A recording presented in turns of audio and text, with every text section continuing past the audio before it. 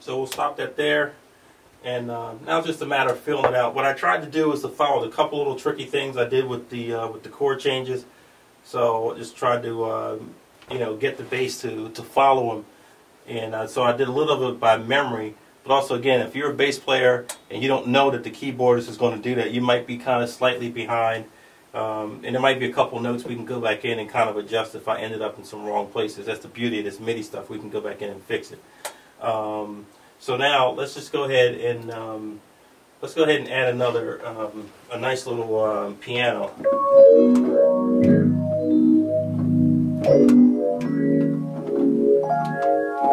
All right, so we might not need much more than that just to kind of get through this. So here we go.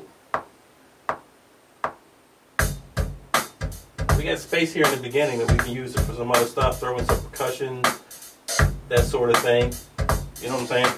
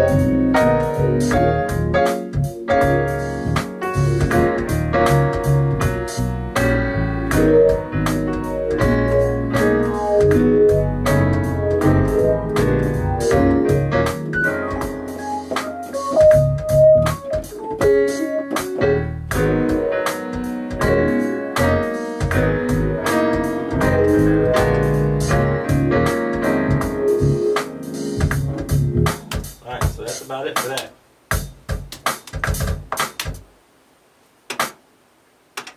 Alright, so what we want to do then is, not really going to mix this, but just going to set some levels on this. We know this is going to be a little bit loud in our mix, so we'll let it play a little bit.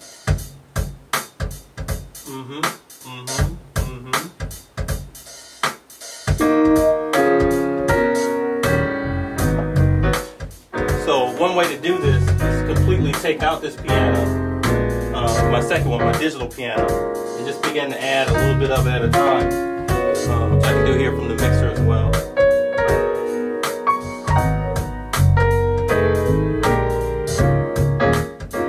So there might be even some cool stuff that you think you did that you want to be heard, but this is really just a pad. It's just to support it.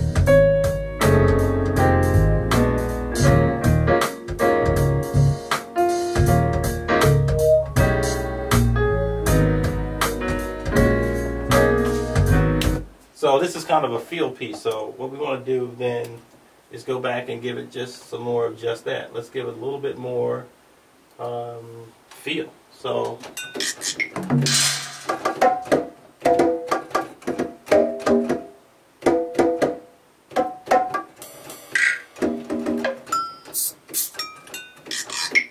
there's some cute little stuff here.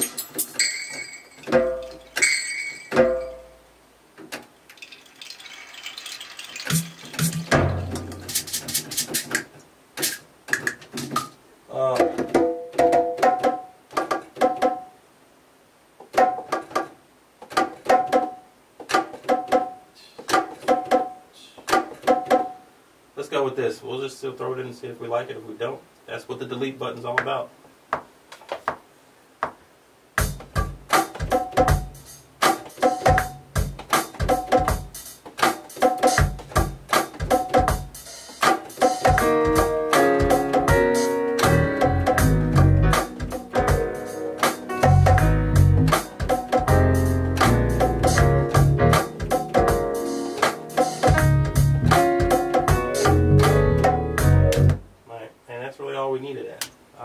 see we're going to put a little bit in the back. Probably not even going to quantize it. I want to stay a little natural.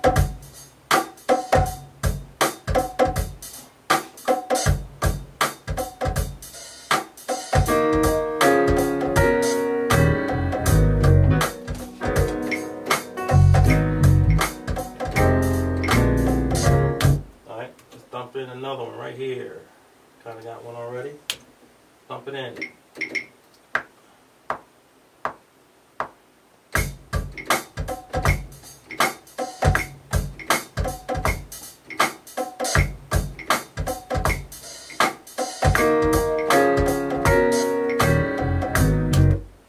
So we're going to stop that one right there and go ahead and loop it because it's good enough as it is.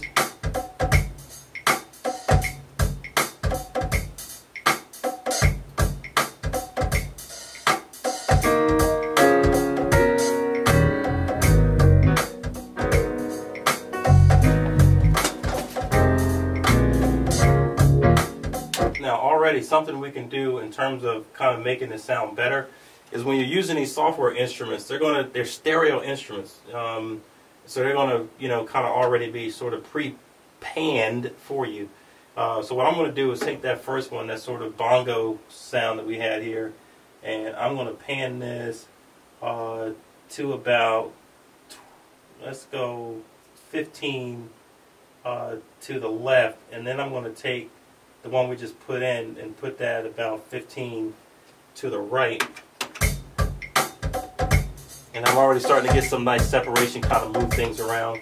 And I might even go back even with this this digital piano and kind of move it a little bit.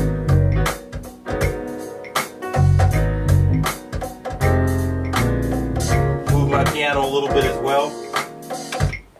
The idea is to get things off center a little bit. Because you want to leave space. Typically you kind of want your bass drum, things like that right down the middle, and if you have a lead instrument or lead vocalist, they're also going to be there. So from a mixing perspective, you don't want to crowd that space. So I kind of get some of those things in order as I'm kind of going through this. So let's just go ahead and take one other instrument and add it to this that's not in my template. How about a nice little, oh, we got a bunch of different directions we can go in. We got some lead synths here. There's one little piece in here that I'm actually kind of fond of.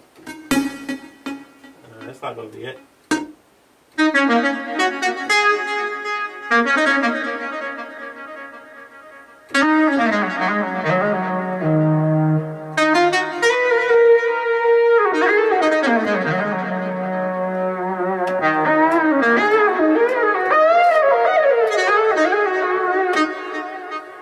You know what?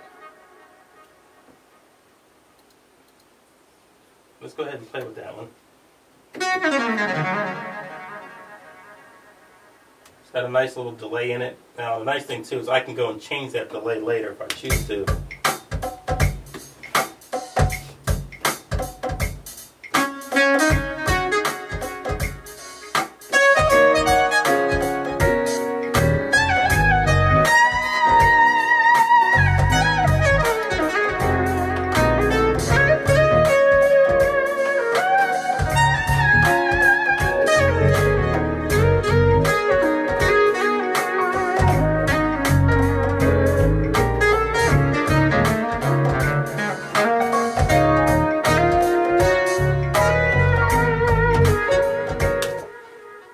So there's some meat there. We can kind of change this into something. I'm just kind of flubbing around.